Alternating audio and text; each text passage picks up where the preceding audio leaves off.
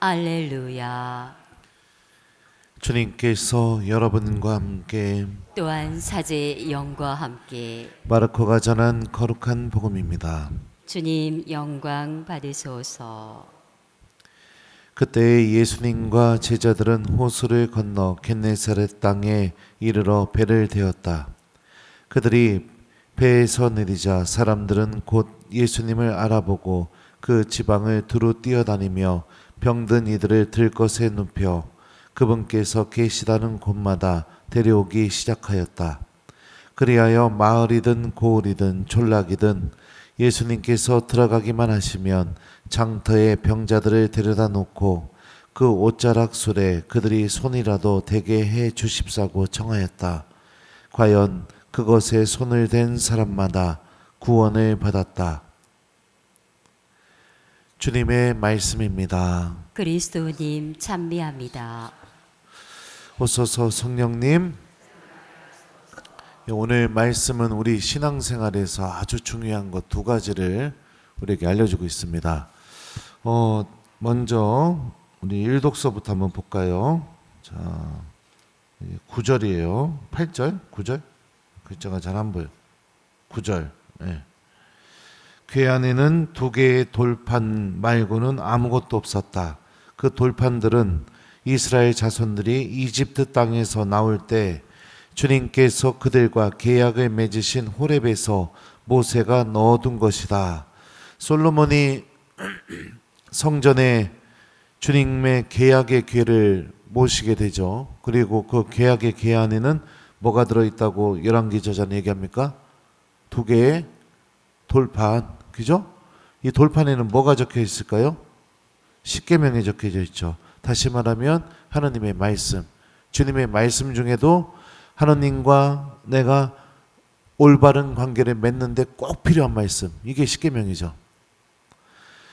하나님의 말씀을 성전 안에 모시게 되자 성전 안에서 어떤 일이 벌어지게 됩니까? 구름이 주님의 집을 가득 채웠다. 10절 이렇게 나오죠.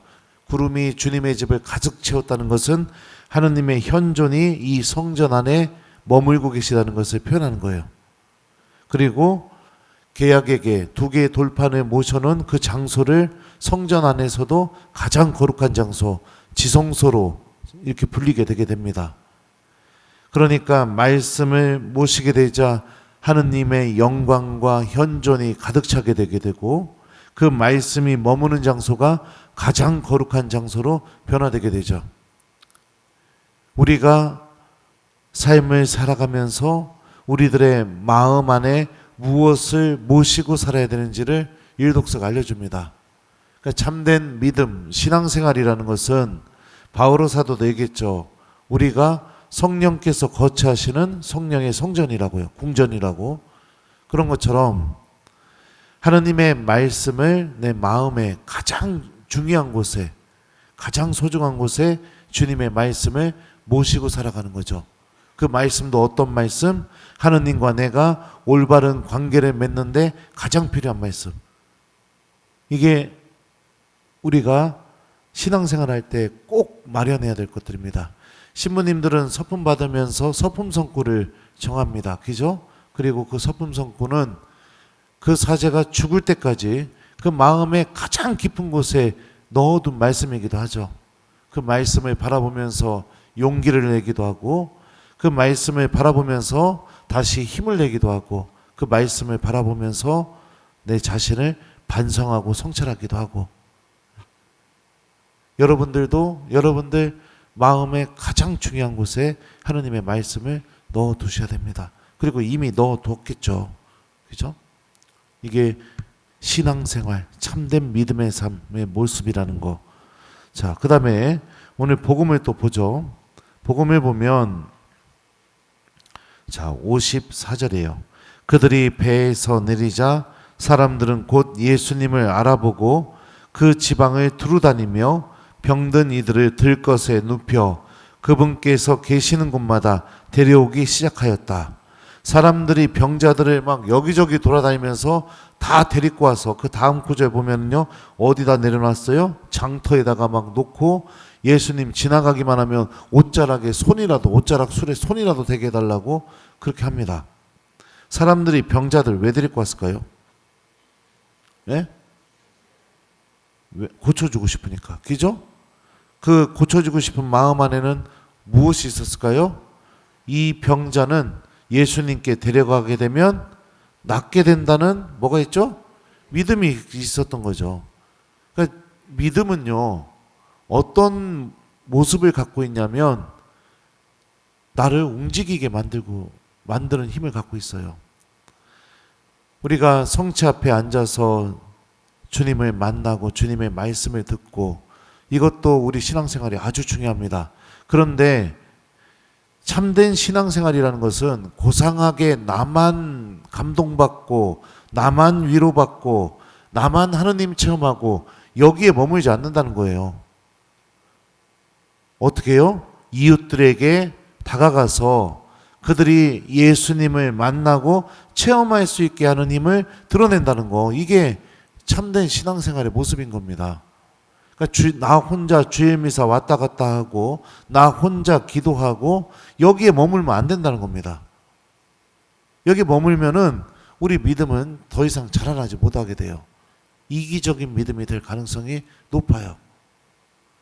밖으로 나가서 이웃들에게 예수님에 대한 기쁜 소식을 전하고 그들이 예수님께로 나올 수 있도록 내가 움직이는 것을 선택하는 거. 복음을 보면 사복음서 아니죠. 공간복음서 보면 그렇죠. 공통점이 뭘까요? 공간복음의 맨 마지막은 주님께서 제자들에게 무엇을 요구할까요? 아버지와 아들과 성령의 이름으로 온 세상에 나가서요.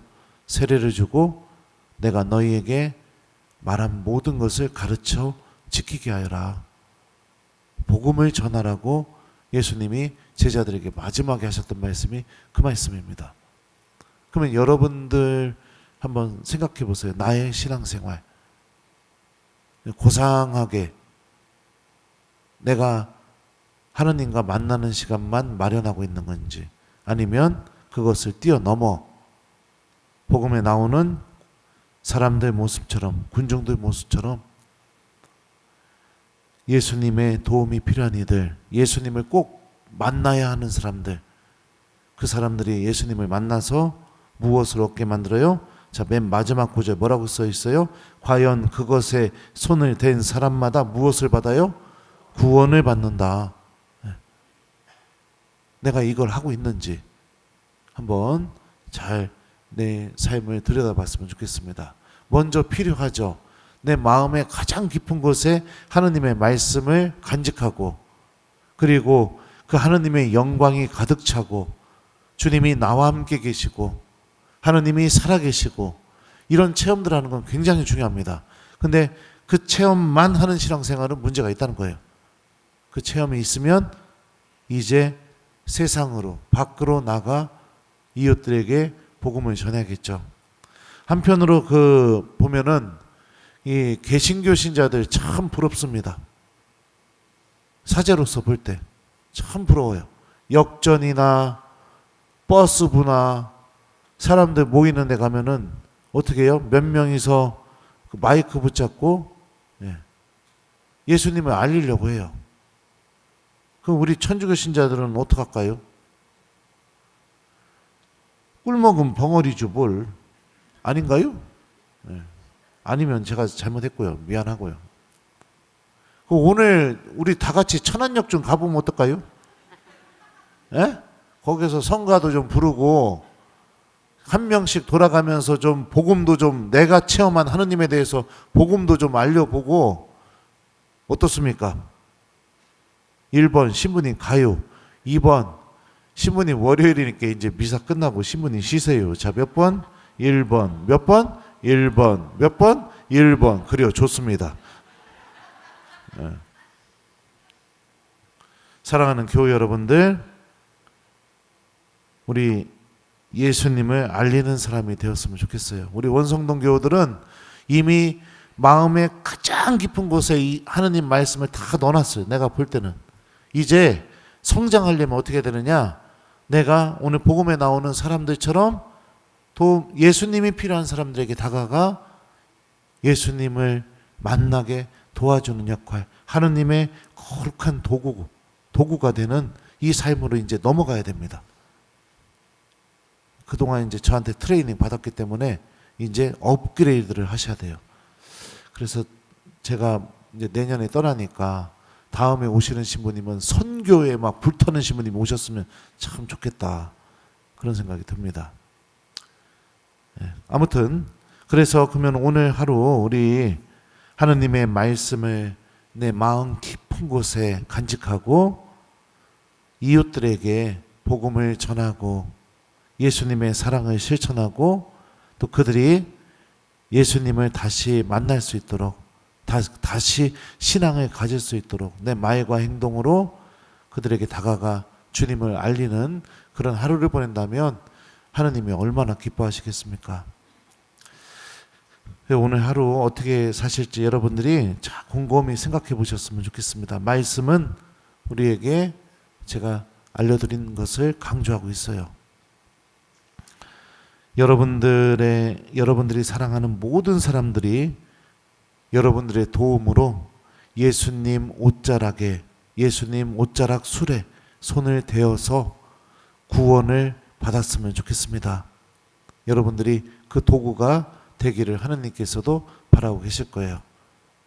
그래서 오늘 월요일이라 숙제는 안 내드리지만 한번 말씀과 함께 곰곰이 나의 신앙생활에 대해서 곰곰이 한번 생각해 보시고 말씀이 여러분들을 움직이는 대로 오늘 하루 살아보셨으면 좋겠어요. 과연 그것에 손을 댄 사람마다 구원을 받았다. 아멘.